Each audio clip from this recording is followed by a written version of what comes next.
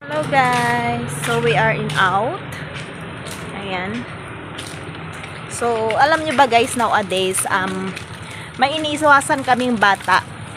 So kung naalala nyo yung kalaro ni Jess, no? So much more. So parang isang buwan na nga guys pati silang dalawa ng mama niya. So inuubo sila. Kaya nga iniiwas namin kung maari si Jess, pero makulit yung bata. Ayan yung park guys, oh. So gusto niya laging kalaro si Jess, pinupuntahan niya talaga mismo sa bahay. So ayun nga, so thank God, kasi kahit ganun nga, hindi naman nahawaan si Jess. Tapos ang masama kasi dyan guys, But he's pati getting yung home, it's not connected, gulo. So ang masama niyan guys, pati yung yan oh, yung water bottle ni Jess, iniinuman niya.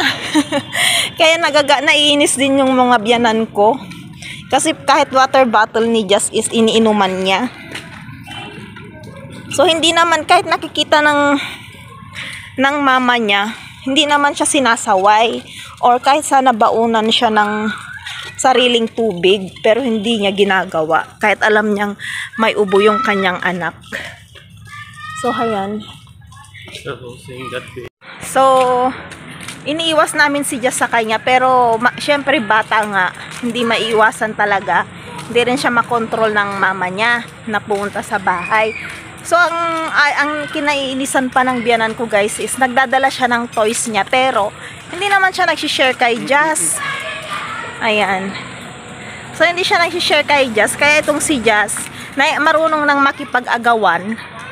So syempre, anong silbi na nagdala siya ng laruan, hindi rin niya pala i-share. So yun.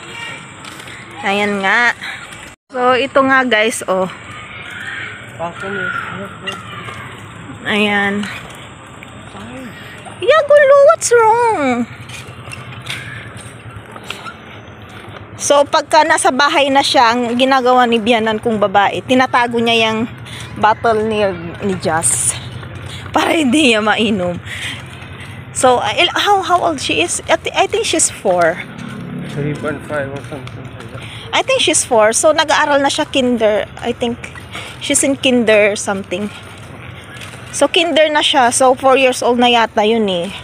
Pero makulit siya guys, matigas ang ulo. So lahat ng laruan din ni Jess kinukuha niya. So gusto niya siya lang yung siya lang yung may toys. So paano naman itong si Jess? Ayan. Too loud, gulo, please. As if Indians not allowed to talk. They're not. Even heard from there to here. Ayan. Then they're not talking in other language. So yan nga guys, yung aking chika minute sa inyo for today's vlog habang kami ngay naglalakad. So minsan natatawa na lang ako sa kanila kasi halos itaboy nila yung bata minsan kasi nga sa sobrang kulit. Tong mama naman niya kasi parang ginawa kaming babysitter ba, iiwan ang anak doon, tapos ang tagal niyang sunduin, napakakulit. Tapos gusto niya pagka umuwi, may mga dalang laruan ni Jess. Pero binabalik naman ng mama. Pero yung last na kinuha niyang toys ni Jess, hindi binalik ng mama. Ewan ko kung nakalimutan lang. So ayan, so ayan si Jess, oh. Jess? Say hello, Jess. Oh, Jess. Yeah. Jess ka, baby. Oh, Jess ka, baby. Jess, look at here.